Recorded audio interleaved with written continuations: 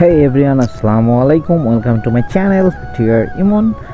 So আজকে হচ্ছে video করার কোনো উদ্দেশ্য ছিল না টোটালি, বাট এই যে বাসার দিকে ব্যাক করতেছি ঠিক সেই টাইমে হচ্ছে এই যে ক্যামেরা সেট আপ করে নিলাম। মানে এত সুন্দর লাগতেছে পরিবেশটা, না ক্যামেরা সেট আপ করে আমি পারলাম না।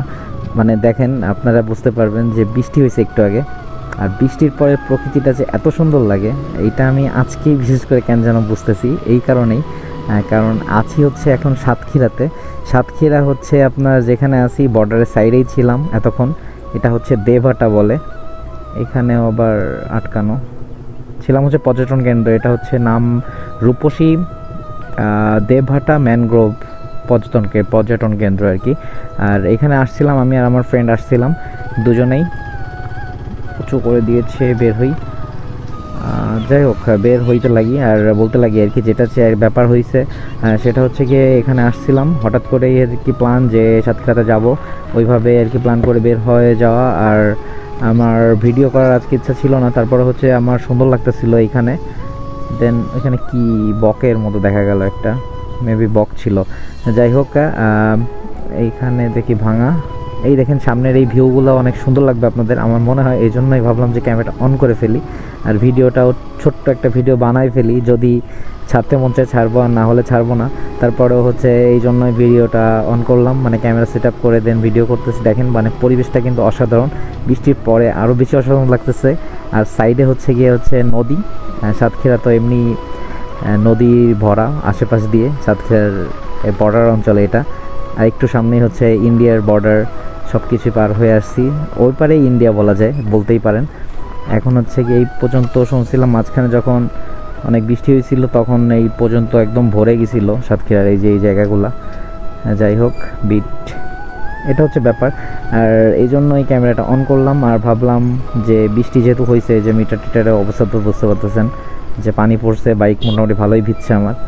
আর বৃষ্টিতে আমিও পুরাই ভেজা, আর তারপরেও ভেজে ভেজেই রাইড করতেছি। আমরা এখন ব্যাক করতেছি, অলমোস্ট এখন বেজে গেছে হচ্ছে 3টার মতো। তারপর আমরা এখন ব্যাক করতেছি যে বাসার দিকে পৌঁছায় যাব, তাহলে আমরা সন্ধ্যা হইতে হইতে আগে আগেই পৌঁছায় যাব। এই জন্য আমি আর আমার ফ্রেন্ড বের হয়েও পড়ছি। সো ভিডিওটা আসলে আমি টোটালি ওইভাবে বানাইতে পারি নাই, কিছু কিছু ক্লিপস আছে আমার কাছে, আর ওইগুলো হচ্ছে এমনি জাস্ট হচ্ছে আপনার রিলস বা শর্টস বানানোর জন্যই আর কি করা ছিল। ওইগুলো আমি ভাবতেছি যে অ্যাড করে দিয়ে যদি একটা ভিডিও প্রপারলি বানানো যায় তাহলে আমি ইউটিউবে ছাড়বো, না হলে তো ছাড়বো না। আর চেষ্টা করবো আর কি ভিডিওটা ওইভাবে করে আমি ছাড়ার জন্য। আর এইদিকে তেমন দেখানোর মতো কিছু নেই, ওই সৌন্দর্যটা দেখানোর জন্যই আপনাদেরকে মোটামুটি আমি এই ক্যামেরাটা সেট আপ করে অন করছিলাম সব কিছু। আর চেষ্টা করব এটা মোটামুটি সব কিছু ছোটো ছোটো করে আমি ক্লিপস অ্যাড করে দেন হচ্ছে একটা ভিডিও ক্রিয়েট করার। আর যদি ভালো লাগে আপনাদের অবশ্যই আমার সাপোর্ট করবেন, আমাদের সাথে থাকবেন।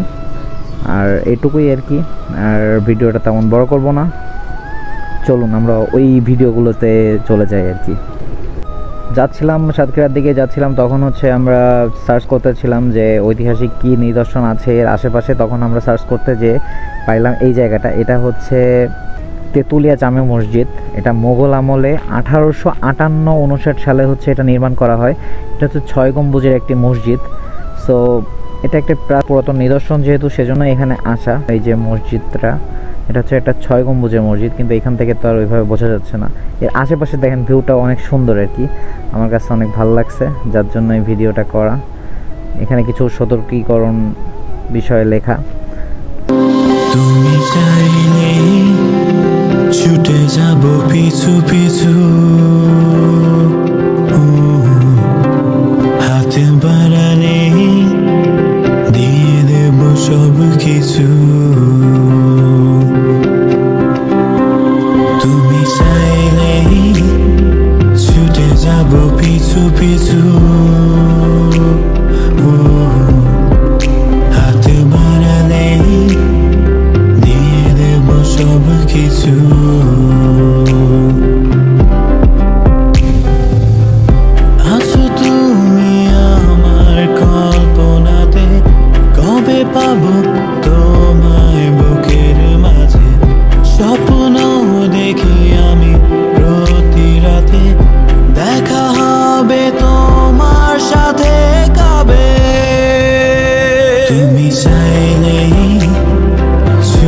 যাব পিছু পিছু হাতে বাড়ালে দিয়ে দেব সব কিছু তুমি চাইলে ছুটে যাব পিছু পিছু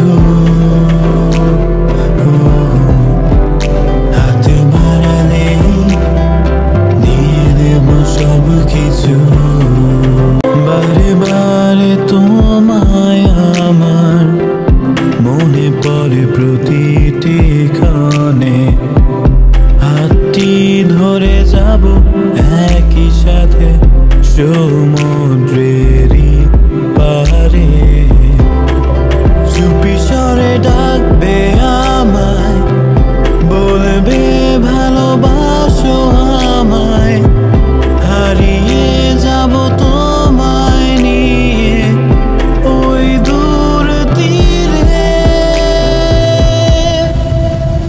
তুমি চাইলেই ছুটে যাব পিছু পিছু